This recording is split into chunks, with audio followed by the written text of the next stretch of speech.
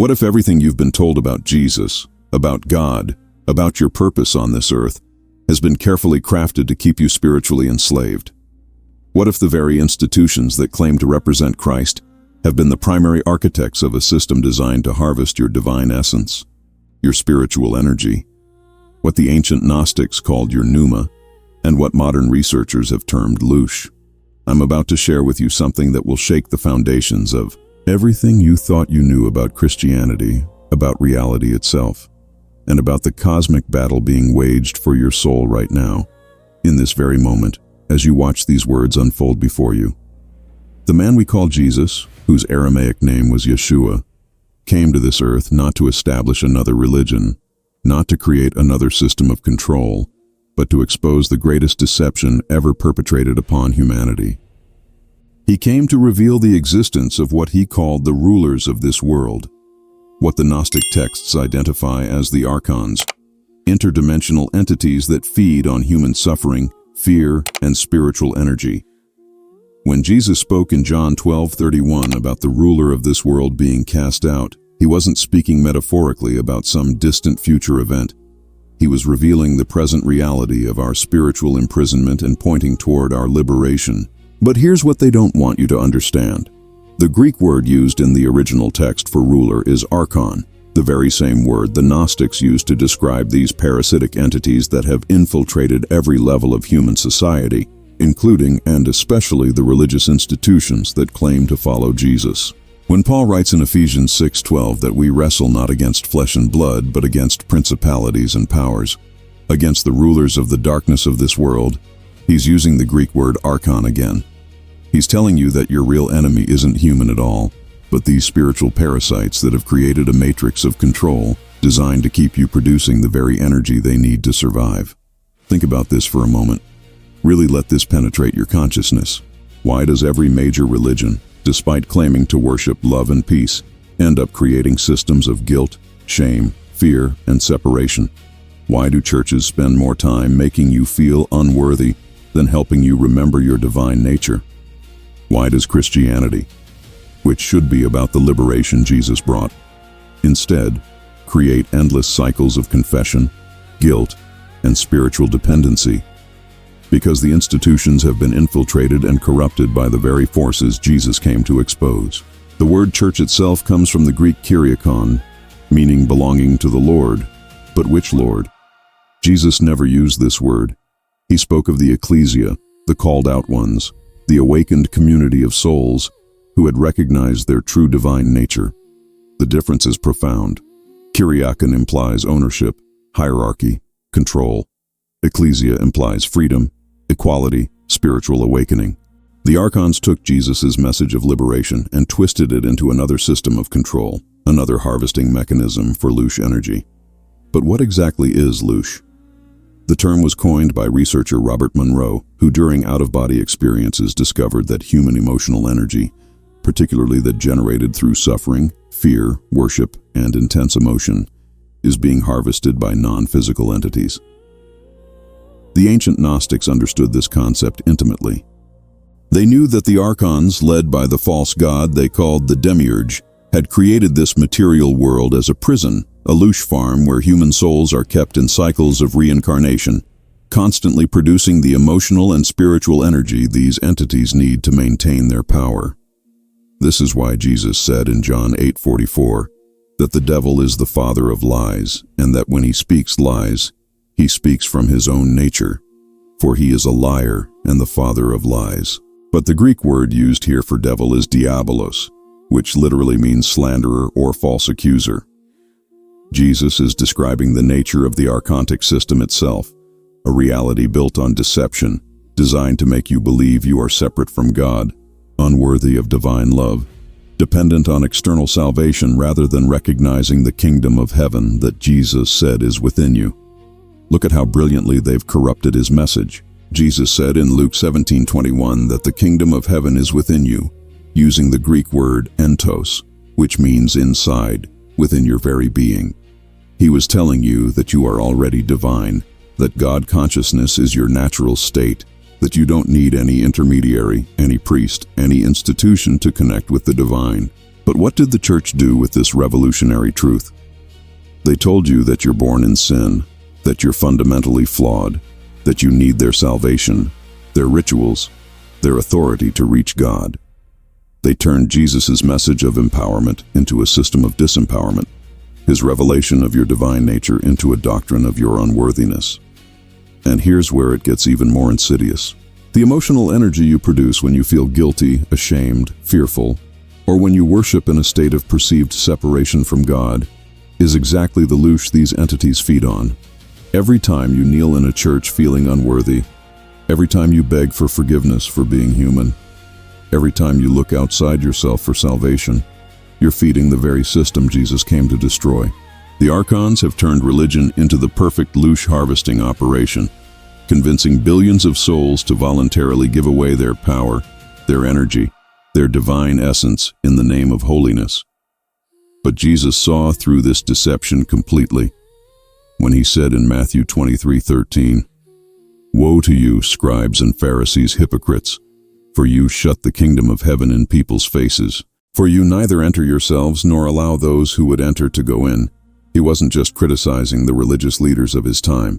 He was exposing the entire archontic system that uses religious authority to block human beings from recognizing their divine nature.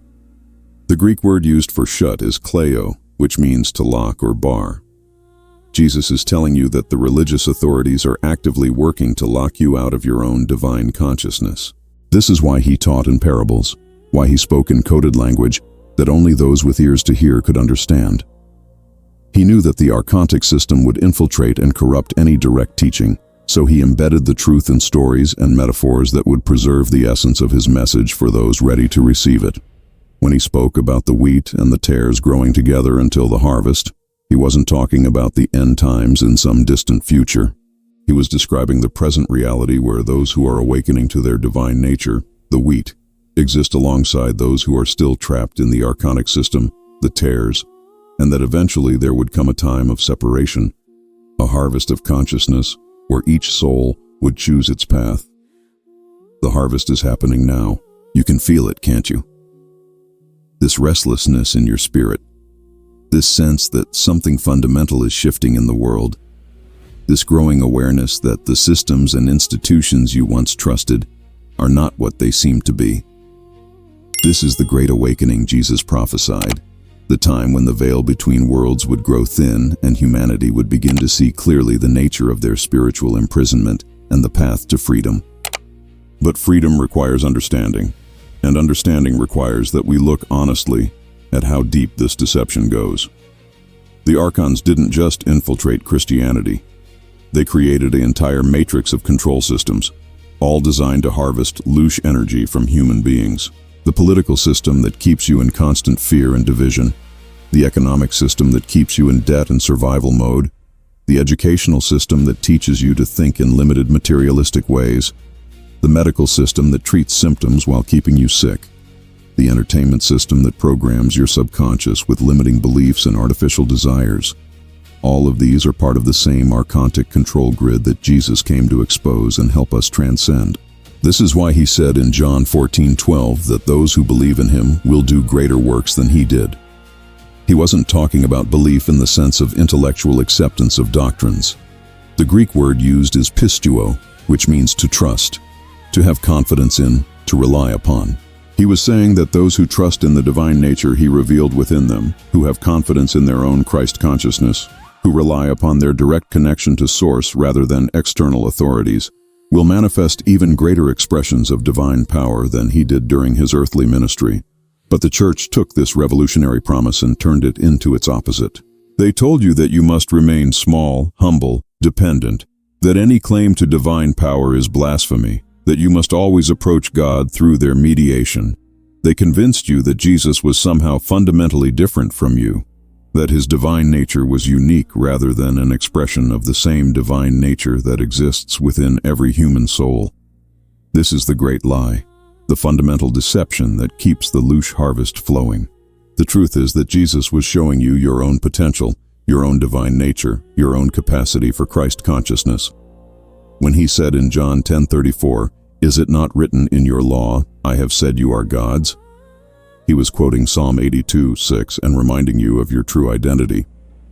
The Hebrew word used in the psalm is Elohim, the same word used for God throughout the Old Testament.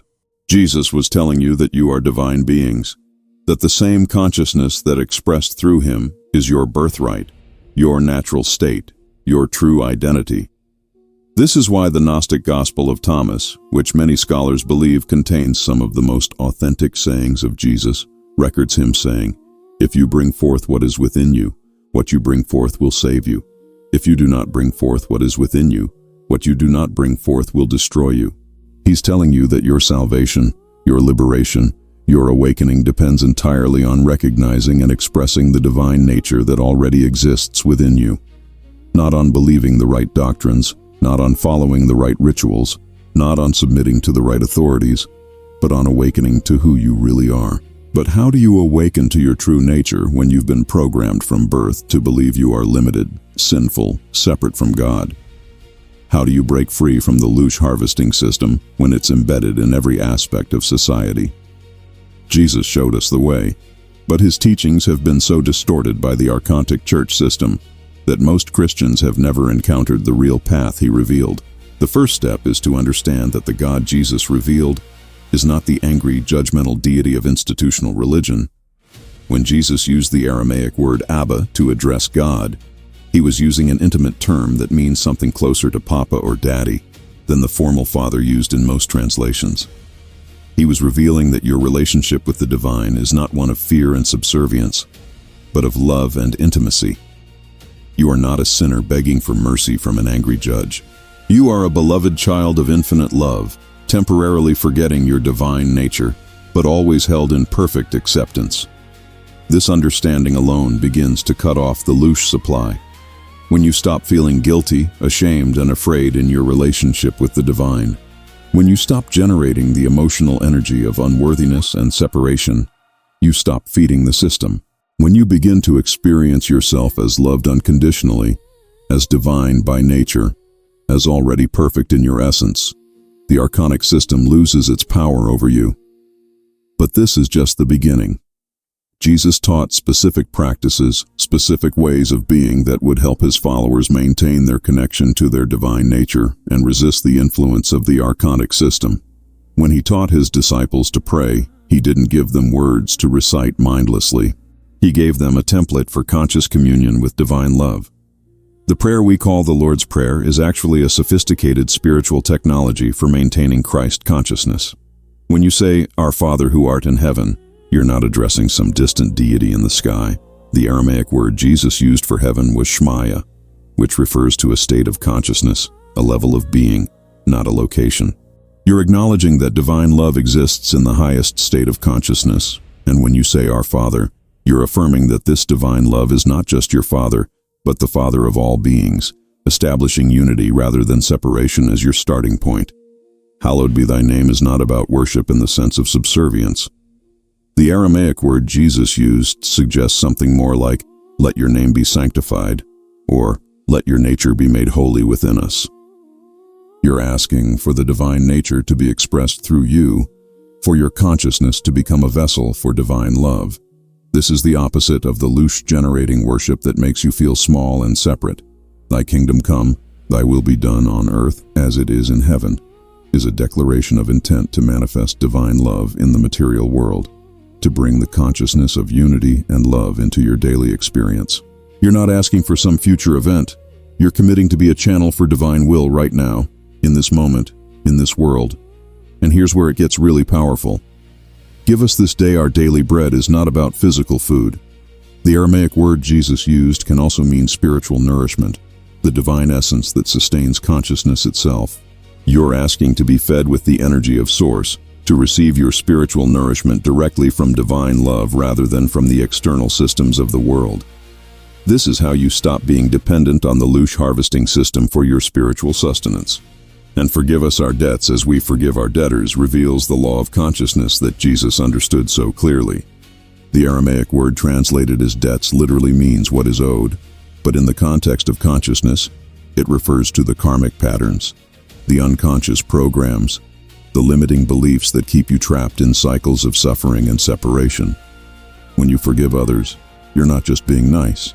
You're breaking the karmic chains that bind you to the Archontic system. Forgiveness is a technology of liberation. And lead us not into temptation, but deliver us from evil, is perhaps the most misunderstood line. The Aramaic suggests something more like, do not let us be led into forgetfulness of our divine nature, but free us from the illusion of separation. You're asking to remember who you really are, to stay conscious of your divine nature even in the midst of a world designed to make you forget. When you pray this prayer with understanding, with consciousness of what you're actually doing, you're not generating loosh for the Archontic system. You're establishing your direct connection to Source, your independence from external authorities, your commitment to being a vessel for divine love in the world. This is why the Church has kept the true meaning of this prayer hidden, teaching it as a rote recitation rather than a powerful spiritual practice. But prayer is just one of the tools Jesus gave us. He also taught meditation, though the Church has largely abandoned this practice. When Jesus said in Matthew 6:6, "But when you pray, go into your room, close the door and pray to your Father who is unseen," he wasn't talking about physical privacy. The Greek word for room is tamion, which means an inner chamber, the secret place within your own consciousness. He was teaching you to go within, to find the kingdom of heaven that exists in your own heart, to commune directly with divine love without any external mediation. This inner communion is the antithesis of the loosh harvesting system. When you meditate, when you go within and connect with your divine nature, you're not generating the emotional energy of seeking, wanting, needing that feeds the Archons. Instead, you're returning to your natural state of being, your connection to Source, your remembrance of who you really are. You're not producing loosh, you're producing what we might call divine energy, the energy of love, peace, joy, and unity that actually nourishes and heals rather than depletes. Jesus taught his disciples to enter this inner state regularly, to maintain their connection to their divine nature even while living in the world. This is what he meant when he said in John 17:15, "I do not ask that you take them out of the world, but that you keep them from the evil one." He wasn't asking God to remove his followers from the world, but to keep them free from the influence of the Archontic system while they lived in the world. This is your challenge and your opportunity. You don't need to retreat from the world. You don't need to join a monastery or live as a hermit. You need to learn to maintain your connection to your divine nature while living in the midst of the Archontic matrix. You need to become what Jesus called the light of the world, a being who radiates divine consciousness in the midst of a world trapped in forgetfulness and fear. And this brings us to one of the most profound and challenging aspects of Jesus' teaching, one that the Church has almost completely suppressed. Jesus taught that awakened beings, those who have remembered their divine nature, have a responsibility to help others awaken.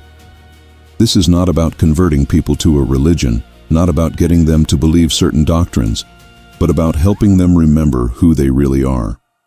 When Jesus said in Matthew 5:14, "You are the light of the world," he wasn't speaking metaphorically.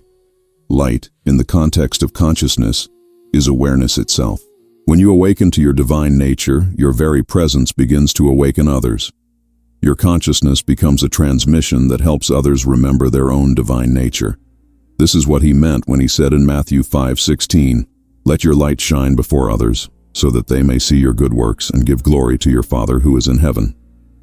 But here's what's crucial to understand. This transmission of consciousness doesn't happen through preaching, through trying to convince people of certain beliefs, through religious proselytizing. It happens through being, through living from your divine nature, through embodying love, peace, joy, and unity in your daily life. When you live from Christ consciousness, others feel it, even if they can't articulate what they're feeling. Your presence becomes a reminder of their own divine nature. This is why the Archontic system works so hard to keep awakened beings isolated, to make them feel crazy, to convince them that their experiences of divine consciousness are delusions, or that they're somehow special or different from others. The system knows that awakened consciousness is contagious, that one person living from their divine nature can awaken many others. This is why Jesus said in Matthew 18:20, "Where 2 or 3 are gathered in my name, There I am among them. He wasn't talking about people gathering in a building to worship.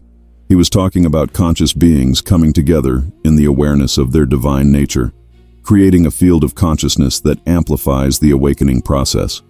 And this is happening now, all around the world. More and more people are awakening to the reality of the Archonic control system and to their own divine nature. More and more souls are choosing to stop feeding the Lush harvesting system and start living from their authentic power. This is the harvest Jesus spoke of, the separation of the wheat from the tares, the great awakening that marks the end of the age of spiritual imprisonment and the beginning of the age of conscious evolution. But awakening is not a one-time event. It's an ongoing process, a daily choice to remember who you are and to live from that truth. The Archonic system doesn't give up easily. It will use every tool at its disposal to pull you back into forgetfulness, back into fear, back into the patterns of thinking and being that generate Lush energy. This is why Jesus emphasized the importance of vigilance, of staying awake, of being wise as serpents and innocent as doves. The serpent wisdom he spoke of is the ability to see through the deceptions of the Archonic system, to recognize when you're being manipulated, to discern between the voice of your divine nature and the voice of the ego mind that has been programmed by the matrix of control. The dove innocence is the purity of heart that allows you to remain connected to divine love, even when you see clearly the extent of the deception that surrounds you. This balance is crucial because there's a danger in awakening that Jesus warned about. When you begin to see the reality of the Archonic system, when you understand how deeply the deception goes, it's easy to become angry, bitter, judgmental. But anger and bitterness are also forms of Lush energy. If you become consumed with rage at the system, if you lose your compassion for those who are still trapped in the matrix, you're still feeding the very system you're trying to escape. This is why Jesus taught love for enemies, compassion for those who persecute you, forgiveness for those who have wronged you. He understood that these teachings are not moral platitudes, but practical technologies for maintaining your freedom from the Archonic system. When you respond to attack with love, to hatred with compassion, to deception with truth spoken in love, you're refusing to generate the Lush energy that feeds the system. You're maintaining your connection to your divine nature regardless of what's happening around you. But let's be clear about what this means practically. Loving your enemies doesn't mean being passive in the face of evil. Jesus himself confronted the religious authorities of his time directly and fearlessly. When he cleansed the temple, overturning the tables of the money changers, he was taking direct action against the Archonic system. But he did it from a place of love for truth, not from hatred for the people involved. This is the consciousness you're called to embody. You're called to be a warrior for truth and love, to expose the deceptions of the Archonic system wherever you encounter them, to help others see through the lies that keep them imprisoned. But you're called to do this from a place of love, from a recognition that even those who serve the system are divine beings who have forgotten their true nature. And this brings us to one of the most challenging aspects of the awakening process. As you begin to see clearly the reality of the Archonic control system, as you understand how the institutions you once trusted have been corrupted, as you recognize how even your own family and friends are trapped in the matrix of deception, you may feel incredibly alone. You may feel like you're the only one who sees what's really happening, like you're surrounded by people who are living in a kind of spiritual sleepwalk. This loneliness is part of the awakening process, and it's something Jesus experienced deeply. When he said in Matthew 8:20, "Foxes have holes and birds of the air have nests, but the Son of Man has nowhere to lay his head," he wasn't just talking about physical homelessness. He was describing the spiritual homelessness that comes with awakening, the sense of not quite belonging in the world as it is, of seeing through illusions that others still believe in. But this loneliness is temporary. As you continue to embody your divine nature, as you live from Christ consciousness, you begin to attract others who are also awakening. You find your tribe, your spiritual family, the other souls who are choosing to remember who they really are. This is the true church, the ecclesia that Jesus spoke of, the community of awakened souls who support each other in maintaining their connection to divine consciousness. And here's something beautiful that happens as you continue on this path. You begin to realize that your awakening is not just for you. Your liberation from the Archontic system is part of a larger liberation that's happening for all of humanity. Every soul that awakens makes it easier for others to awaken. Every person who stops feeding the loosh harvesting system weakens the entire matrix of control. Your personal awakening is an act of service to all of life. This is why Jesus said in John 12:32, "And I, when I am lifted up from the earth, will draw all people to myself." He wasn't talking about his physical crucifixion, drawing people to worship him. He was revealing a law of consciousness. When any being embodies their divine nature fully, when they are lifted up into Christ consciousness, they create a gravitational field that draws others toward their own awakening. This is what you're called to do. Not to convert people to a religion, not to convince them to believe certain doctrines, but to embody your divine nature so fully, so authentically, so consistently, that your very presence becomes a transmission of awakening consciousness. Your life becomes a demonstration of what it means to be free from the Archontic system, to live from divine love rather than from fear and separation. And as you do this, you begin to understand why Jesus said in Matthew 11:30, "My yoke is easy and my burden is light." Living from your divine nature, once you remember how to do it, is actually easier than living from the ego mind that has been programmed by the Archontic system. Divine consciousness is your natural state. Love, peace, joy, and unity are your birthright. The struggle, the suffering, the constant sense of inadequacy and separation that characterizes life in the Matrix, these are artificial conditions created by the loosh harvesting system. When you return to your divine nature, when you remember who you really are, life becomes a flow rather than a struggle. Synchronicities begin to happen regularly. Doors open that you didn't even know existed. Resources appear when you need them. Relationships deepen and become more authentic. Your work becomes an expression of your divine gifts rather than a means of survival. This is what Jesus called abundant life, and it's available to you right now, in this moment, as soon as you choose to remember who you really are. But remember, this choice must be made moment by moment, day by day. The Archontic system is designed to pull you back into forgetfulness, back into the patterns of thinking and being that generate loosh energy. This is why Jesus emphasized the importance of daily spiritual practice, of taking up your cross daily, of dying to the ego mind and being reborn into divine consciousness each day. The cross that Jesus asks you to take up is not suffering for its own sake. It's the willingness to let go of the false identity that the Archontic system has programmed into you, the ego mind that believes in separation, limitation, and fear. Taking up your cross means choosing to identify with your divine nature instead of with the conditioned mind that has been shaped by the matrix of control. This is what he meant when he said in Luke 9:23, "If anyone wants to come after me, let him deny himself and take up his cross daily and follow me." The Greek word translated as deny is arneomai, which means to disown or refuse to acknowledge. Jesus is asking you to disown the false identity that keeps you trapped in the loosh harvesting system and to acknowledge your true identity as a divine being. Following Jesus in this context doesn't mean joining a religion or believing certain doctrines.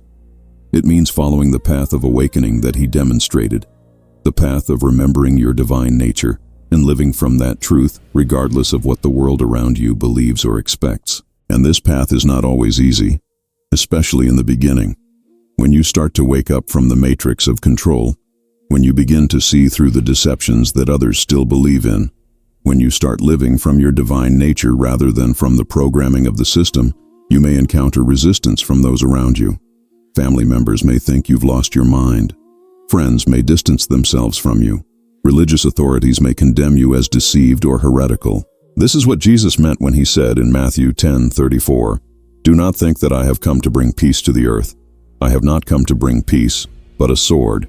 The sword he spoke of is the sword of truth that cuts through illusion, that separates those who are awakening from those who are still trapped in the matrix. This sword divides families, communities, even churches, because it reveals who is truly seeking truth and who is content to remain in comfortable deceptions. But don't let this discourage you. The resistance you encounter when you begin to awaken is actually confirmation that you're on the right path.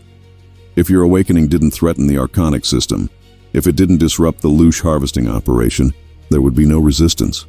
The fact that the system fights back when you start to remember who you are is proof that your awakening is real and powerful.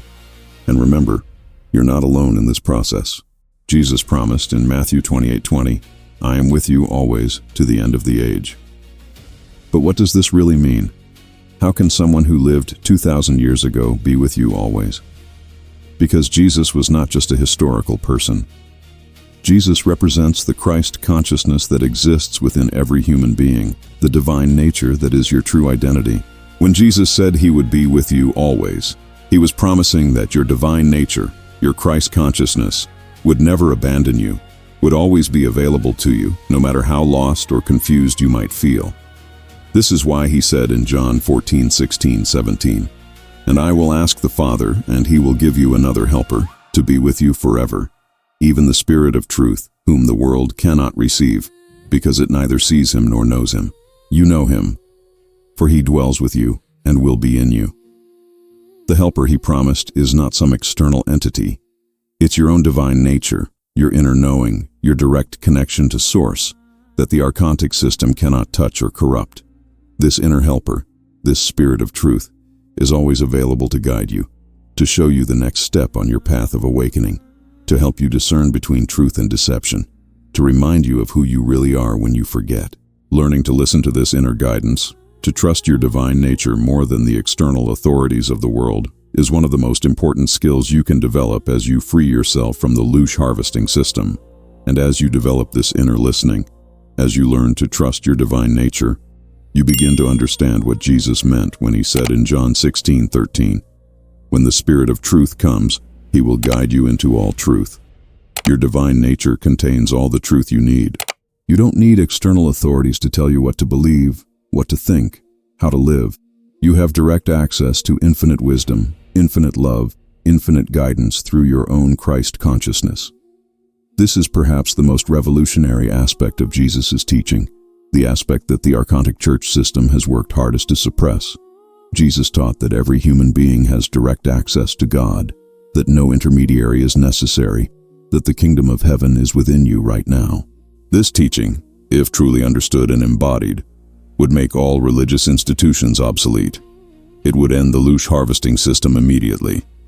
This is why the Church has taught that Jesus was somehow fundamentally different from you, that his divine nature was unique, that you need their mediation to reach God. They've convinced you that direct communion with the divine is dangerous, that you need their interpretation of Scripture, their rituals, their authority to have a relationship with God. But Jesus taught the exact opposite. He taught that you are divine by nature, that you have direct access to Source, that the same consciousness that expressed through him is your birthright. And this brings us to one of the most profound and challenging teachings Jesus gave, one that has been almost completely lost in institutional Christianity. In John 14:12, Jesus said, "Truly, truly, I say to you, whoever believes in me will also do the works that I do, and greater works than these will he do, because I am going to the Father." This is not metaphor. This is not hyperbole. This is a literal promise about your divine potential. The works that Jesus did, healing the sick, raising the dead, multiplying food, walking on water, these were not miracles in the sense of violations of natural law. They were demonstrations of natural law operating at a higher level of consciousness. Jesus understood that consciousness creates reality, that divine love has the power to transform any condition, that there are no limits to what's possible when you operate from your true divine nature. And he promised that you would do even greater works than he did. Why? Because he was operating as a single individual expressing Christ consciousness in a world that was almost entirely trapped in the Archontic matrix. But as more and more souls awaken, as more and more people remember their divine nature, the collective field of Christ consciousness grows stronger. The greater works he promised are the collective awakening of humanity, the transformation of the entire planet from a louche farm into an expression of heaven on earth. This is what's happening now. This is the great work you're called to participate in, not as a follower of a religion, not as a member of an institution, but as a divine being remembering your true nature and helping others remember theirs. Every moment you choose love over fear, unity over separation, truth over deception, You're contributing to this great transformation. Every time you refuse to generate louche energy for the archontic system, every time you live from your divine nature instead of from the programming of the matrix, you're helping to birth a new world. But this new world is not something that will happen in some distant future. It's something that's being born right now in this moment through the choices you make, the consciousness you embody, the love you express. When Jesus taught his disciples to pray, "Thy kingdom come, thy will be done on earth as it is in heaven," he was teaching them to be co-creators of this transformation, to bring the consciousness of unity and love into manifestation in the material world. This is your calling, your purpose, your reason for being here at this crucial moment in human history. You didn't incarnate at this time by accident. You chose to be here, to participate in this great awakening, to help liberate humanity from the archontic control system. Your soul knew that this would be challenging, that you would have to break free from programming that goes back thousands of years, that you would have to remember who you are in the midst of a world designed to make you forget. But your soul also knew that you have everything you need to succeed. You have the same divine nature that Jesus demonstrated. You have direct access to the same source that he accessed. You have the same capacity for love, for healing, for transformation that he embodied. The only difference is that he remembered who he was completely, and you're in the process of remembering. And this process of remembering is accelerating. The veil between dimensions is thinning. The lies of the archontic system are being exposed on every level. More and more people are questioning the official narratives, seeing through the deceptions, recognizing that something fundamental is wrong with the way the world operates. This questioning is the beginning of awakening. This recognition that something is not right is the first step toward remembering who you really are. If you're watching this, if these words are resonating with something deep within you, it's because your soul is ready to remember. It's because you're one of the ones who came here to help with this great transformation. It's because your divine nature is calling you to wake up, to step out of the matrix of control, to stop feeding the louche harvesting system and start living from your authentic power. The time for half measures is over. The time for trying to serve two masters, to keep one foot in the archontic system and one foot in divine consciousness, is ending. Jesus said in Matthew 6:24, "No one can serve two masters, for either he will hate the one and love the other, or he will be devoted to the one and despise the other. You cannot serve the system of control and serve divine love at the same time. You cannot generate louche energy for the Archons and embody Christ consciousness simultaneously. You must choose." And I want to ask you directly right now, as you receive these words, what choice are you making? Are you ready to stop being a slave to the louche harvesting system? Are you ready to remember who you really are? Are you ready to live from your divine nature, regardless of what others think, regardless of how the world responds, regardless of the challenges you might face? Because if you're ready to take this step, then everything changes. Your life becomes an adventure rather than a struggle. Your relationships become expressions of love rather than negotiations of fear. Your work becomes a gift to the world rather than a means of survival. Your very presence becomes a blessing to everyone you encounter. This is what Jesus called eternal life, and it's not something that begins after you die. Eternal life is the quality of existence that emerges when you live from your divine nature. When you remember that you are an infinite being having a temporary human experience. When you recognize that death is just a transition and that your true nature is immortal, indestructible, eternal. When you live from this awareness, when you embody this truth, you become free from the fear that drives the entire archontic system. You no longer need to accumulate wealth to feel secure because you know that you are supported by infinite abundance. You no longer need to seek approval from others because you know that you are loved unconditionally by the source of all love. You no longer need to control outcomes because you trust in the perfect unfolding of divine will. This freedom is what Jesus came to offer you. Not freedom from the world, but freedom in the world. Not escape from your humanity, but the full embodiment of your divine humanity. Not salvation from some angry God, but salvation from the illusion of separation that keeps you trapped in cycles of fear and suffering. And this salvation is available right now. Not after you die, Not after you've performed enough good works, not after you've believed the right doctrines, but right now, in this moment, as you recognize the truth of who you are. You are a divine being. You are loved unconditionally. You are already perfect in your essence. You already have everything you need to live from your authentic power and to help others remember theirs. The only thing standing between you and this realization is the programming of the Archontic system, the beliefs and patterns of thinking that you've absorbed from a world designed to keep you in forgetfulness. But these programs have no real power over you. They're just thoughts, just conditioning, just habits of mind that you can choose to change. Jesus showed you how to change them. Through meditation, through prayer, through forgiveness, through love, through service to others, through the consistent choice to identify with your divine nature rather than with the ego mind that has been programmed by the Matrix. These are not religious practices in the institutional sense. These are technologies of consciousness, tools for remembering who you are and maintaining that remembrance in the midst of a world that encourages forgetfulness. And as you use these tools, as you practice these technologies of awakening, you begin to see results immediately. Your life begins to flow more smoothly. Synchronicities become common. Your intuition becomes clearer. Your relationships become more authentic. Your health improves. Your creativity expands. Your sense of purpose becomes clear. These are not rewards for good behavior. These are natural consequences of living from your divine nature. When you align with who you really are, when you stop fighting against your true nature and start expressing it, life becomes a celebration rather than a struggle. But remember, this is not a one-time achievement. Awakening is an ongoing process, a daily choice, a moment-by-moment decision to remember who you are and to live from that truth.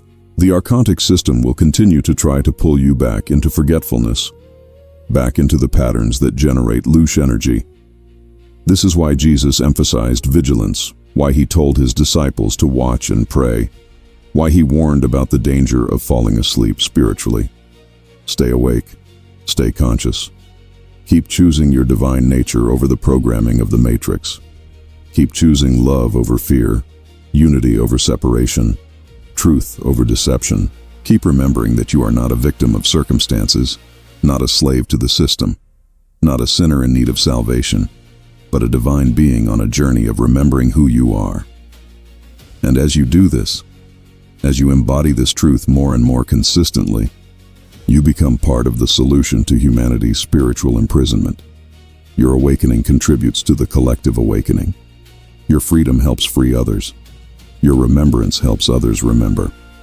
This is the great work, the sacred mission, the divine purpose that brought you here at this time. The harvest that Jesus spoke of is happening now. The separation of the wheat from the tares, the awakening of those who are ready to remember their divine nature, the liberation of humanity from the archonic control system. You get to choose which side of this great transformation you're on. You get to decide whether you'll continue to feed the loose harvesting system or whether you'll remember who you are and help others do the same. I believe you're ready. I believe that's why you're here, why you're receiving these words, why something deep within you is stirring as you hear this truth. Your soul knows who you are, even if your mind has forgotten. Your divine nature is calling you to remember, to awaken, to step into your authentic power and purpose. The world needs you to remember. Humanity needs you to awaken. The planet needs you to embody your divine nature and help birth the new world that's trying to emerge. This is not pressure. This is invitation. This is not burden. This is opportunity. This is not obligation. This is calling. Jesus said in Matthew 11:28-30, "Come to me, all who labor and are heavy laden, and I will give you rest. Take my yoke upon you and learn from me, for I am gentle and lowly in heart, and you will find rest for your souls. For my yoke is easy and my burden is light." He's not asking you to take on more struggle, more effort, more striving. He's inviting you to rest in your true nature, to let go of the heavy burden of trying to be someone you're not, to embrace the easy yoke of being who you really are. This is the invitation I extend to you now. Stop trying so hard to fit into a world that was designed to keep you small. Stop generating loose energy for a system that doesn't serve your highest good. Stop believing the lies about your unworthiness, your limitation, your separation from divine love. Remember who you are. Embrace your divine nature. Live from your authentic power. Help others do the same. The time is now. The awakening is happening. The choice is yours. Will you continue to sleep in the matrix of control, or will you wake up to the truth of who you are? Will you keep feeding the loose harvesting system, or will you remember your divine nature and help liberate humanity from spiritual slavery? If this message has touched something deep within you, if you feel called to learn more about breaking free from the archontic control system and embodying your divine nature, then I invite you to like this video, to share it with others who are ready to hear this truth, and to subscribe to this channel for more content that will support your awakening journey. Leave a comment below, sharing your own experiences with recognizing the loose harvesting system or your journey of remembering your divine nature. Your story might be exactly what someone else needs to hear to take their next step toward freedom.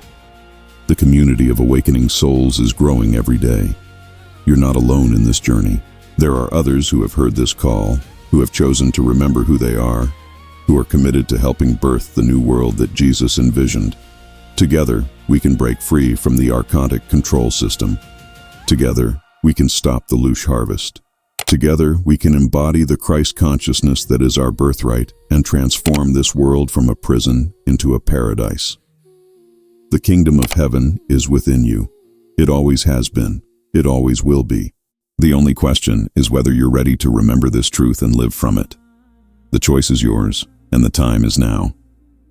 Welcome home to who you really are.